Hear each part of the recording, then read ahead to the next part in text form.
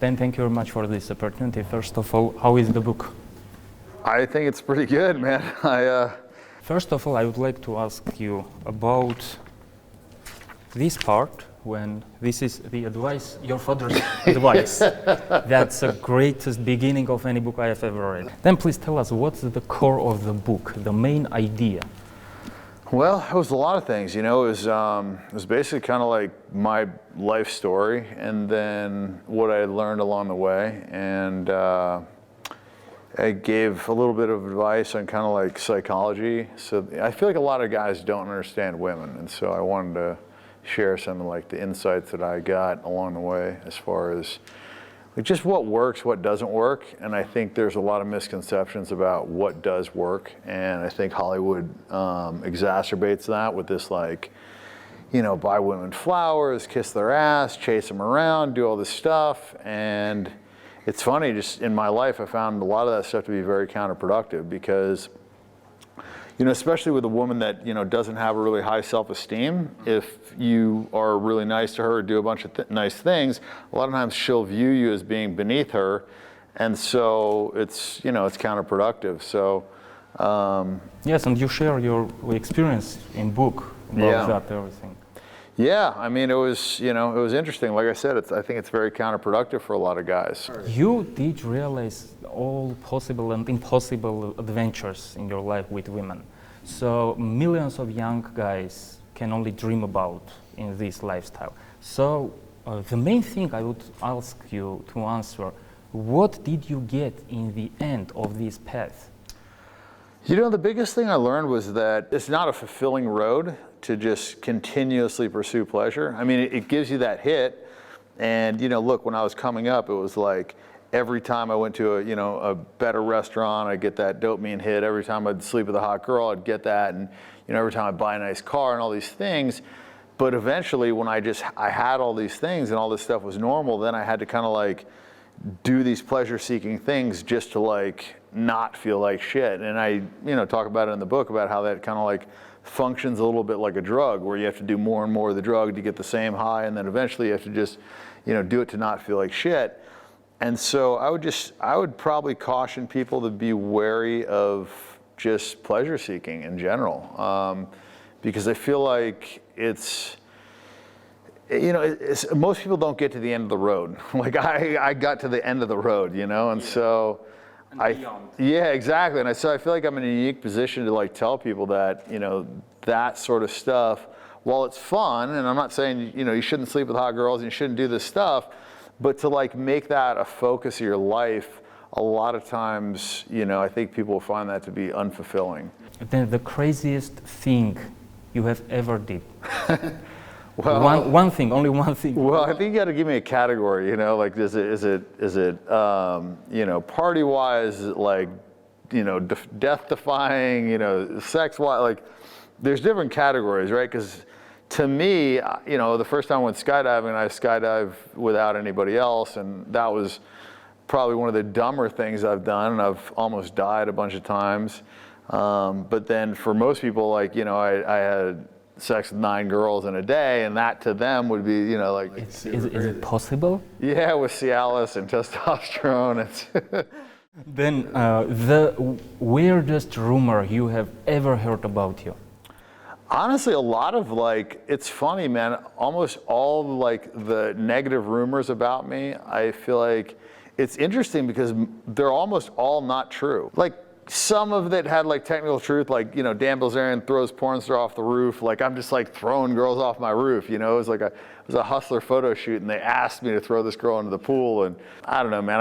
I look at a lot of stuff, and I think throughout the years, I've just realized, like, you just can't judge something based on, like, you know, a bunch of media or how, you know, they portray themselves online, and it's like, you just got to kind of do your own research, because there's been a lot of people that I thought, you know, they portrayed themselves as being this great person and this and that, and then I met them and I felt like, you know, they were pretty selfish or kind of a scumbag or whatever, and then there's other people that I thought, you know, based on their online persona or whatever I'd heard about them, that, you know, they're a total asshole, and then I meet them and they're, you know, pretty good guys. So, like after Las Vegas shooting, you are writing here. Yeah, there's by the way, I would like to ask you, you help people you didn't know in Houston, Texas after the flooding. Then you help people during the deadly shooting, and it was very dangerous for your life too.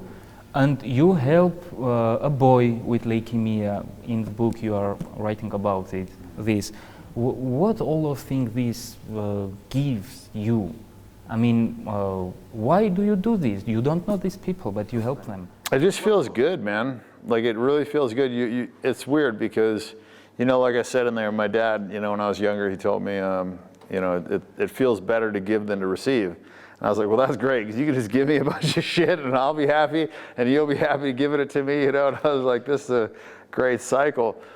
And it's funny, I just laugh, and I didn't ever think that was true when I was younger, but as you get older, you realize that, like, I don't know, I got a disproportionate amount of joy when I did nice things for people, as opposed to, just doing things for myself. So, I don't know. I mean, I think a part of why I did it was probably selfish reasons, just because it made me feel good, to help people out. And I think, like, we're all kind of connected in some way or another.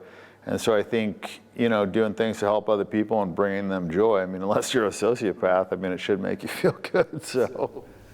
Yeah. So then we're a sort of patriarchal society in Armenia. And I want to ask you, if you don't mind, a personal question. Do you ever think that you have to get married, to have children? What's your thoughts on this perspective? I think a lot of people do it before they're ready, and I think that's a mistake. I think a lot of people, they get married too young because society tells them to, or they have kids before they're ready. And I think it's, it's a step, man. It's like an important step in life, and it's, it's something that, you got to be ready for. My brother's got 3 kids, and you are playing with them very well. Yeah, I'm getting but there, what about your children? Don't you think about it? I do. Recently I do. Before I didn't. Before I was like, fuck that, I'm never having kids, and this and that. But yeah, I don't know. I think if I don't do it, I think it'll be one of my biggest regrets, probably. But at the same time, I don't want to, like, rush into it or have a kid with the wrong girl or whatever. I believe that if you're going to have a kid, like, you should pick a good partner and you guys should stay together and raise a kid properly. And I think it's something that a lot of people take too lightly. And I think raising a kid is, it's a big commitment, because based on how you raise the kid is going to be, determinant of how that kid turns out in life. And so until you're ready to do it, I think my dad had kids before he was ready, and he didn't really, like, spend as much time, like, teaching us stuff as I probably would have. But, look, I haven't had a kid, so I can't really say. But I do know that my brother, his kids are like his whole world, and he spends tons of time with them. And it's funny, now my dad, probably spends more time with my brother's kids than he did with us. But then, as one of the wealthiest guy in the world, on Earth, are you happy? Well, I don't know if I'm one of the wealthiest guys on Earth. I mean, there's guys that got 300 billion. I'm a bit shy of that. But yeah, I mean, I'm, it depends, ups and downs. But I think the things that make me happy are probably not monetarily related. Obviously, you get, happy or pleasure spikes when you do well in business, and when you have money, it's nice. It gives you freedom. I think the biggest thing that I appreciate about having money is not having to take shit from other people and have some boss tell me what to do.